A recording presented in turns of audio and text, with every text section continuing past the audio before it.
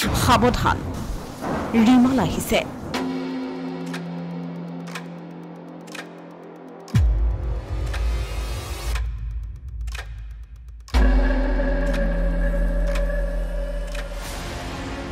ৰিমালৰ তাণ্ডৱত মৃত্যু ৫ জনৰ ঘণ্টাত ১০০ কিলোমিটাৰ বেগত বলিছে সামুদ্ৰিক ধুমুহা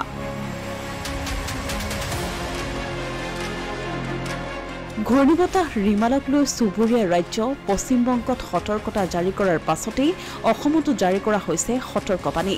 অসমৰ কেইবাখনো জিলাত ৰাজ্য চৰকাৰৰ দুৰ্যোগ ব্যৱস্থাপনা বিভাগে জাৰি কৰিছে সতৰ্কবাণী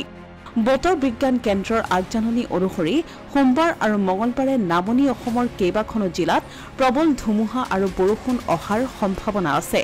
জিলাকেইখন হ'ল নলবাৰী তামুলপুৰ ধুবুৰী বঙাইগাঁও নগাঁও মৰিগাঁও বৰপেটা কাৰ্বি আংলং আদি বৰঝাৰস্থিত বতৰ বিজ্ঞান কেন্দ্ৰই সদৰি কৰা মতে উল্লেখিত জিলাকেইখনত ৰিমালৰ প্ৰভাৱ বাৰুকৈ পৰাৰ সম্ভাৱনা আছে ফলত প্ৰবল ধুমুহা আৰু বৰষুণ আহিব পাৰে ইয়াৰ উপৰি চিৰাং গোৱালপাৰা বাক্সা আদি জিলাত ৰেড এলাৰ্ট জাৰি কৰা হৈছে উল্লেখযোগ্য যে ৰিমালৰ প্ৰভাৱৰ বাবে প্ৰশাসনে সোমবাৰ আৰু মঙলবাৰ এই দুয়োটা দিনত ব্ৰহ্মপুত্ৰত ফেৰী চলাচল বন্ধ ৰখাৰ বাবে নিৰ্দেশ জাৰি কৰিছে আনহাতে ঘূৰ্ণীবতাহ ৰিমালৰ বাবে গোপীনাথ বৰদলৈ আন্তৰ্জাতিক বিমানবন্দৰ কৰ্তৃপক্ষইও জাৰি কৰিছে নিৰ্দেশনা গুৱাহাটীৰ পৰা কলকাতা অভিমুখে উৰা মাৰিব লগা সকলো বিমান সাময়িক সময়ৰ বাবে বাতিল কৰিছে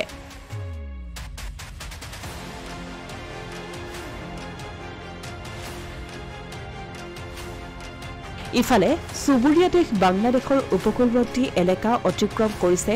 বংগোপসাগৰত সৃষ্টি হোৱা ঘূৰ্ণী ধুমুহা ৰিমালে